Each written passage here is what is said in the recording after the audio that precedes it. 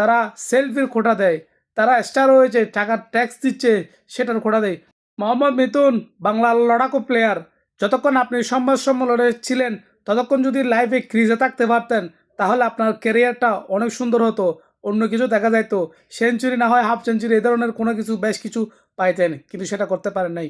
Bangladesh cricket বোর্ডকে অনেক অনেক ধন্যবাদ জানাবো। নতুন একটা যে কারণ করেছে যে বোর্ডের চুক্তিভুক্ত কোনো প্লেয়ার কোনো সংগঠন কোয়াবের সাথে জড়িত থাকতে পারবে না, এই কারণটা অনেক আগেই করা উচিত ছিল।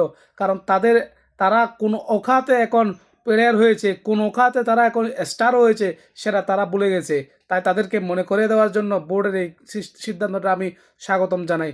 তারা আসলে দেশের ক্রিকেটের জন্য না, তারা নিজের পকেটের জন্য, ক্রিকেটের জন্য তারা সেলফির খোঁটা দেয়, তারা স্টার হয়েছে, টাকার ট্যাক্স দিচ্ছে সেটার খোঁটা দেয়। আরে ভাই, আপনি ট্যাক্স পাওয়ার দেওয়ার যোগ্যতা আপনার কখন ছিল?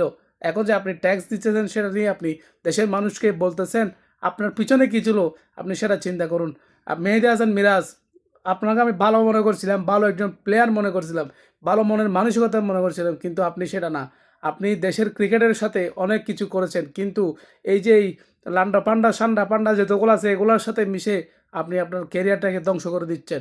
দেশের মানুষ যে ক্রিকেটকে ভালোবাসে, দেশের মানুষ ক্রিকেটকে নিয়ে যে স্বপ্ন দেখে, সেই স্বপ্ন পূরণের জন্য আমরা আপনার উপর একটু আশাবাদী ছিলাম, কিন্তু এই কোয়াবের এই গোল চক্করে পরে আপনি আপনার লাইফটা, আপনার ক্যারিয়ারটা ধ্বংস করবেন না। আমি বাংলাদেশ জাতীয় ক্রিকেট বোর্ডকে আবারও ধন্যবাদ জানাবো। সবাইকে একটা সিস্টেমের ভিতর নিয়ে আসেন, সবাইকে একটা রুলস এবং রেগুলেশনের ভিতরে নিয়ে আসেন, এবং যারা অন্য রকমের অন্য ধরনের কিছু চিন্তা করে তাদেরকে কখনো ছাড় দেবেন না।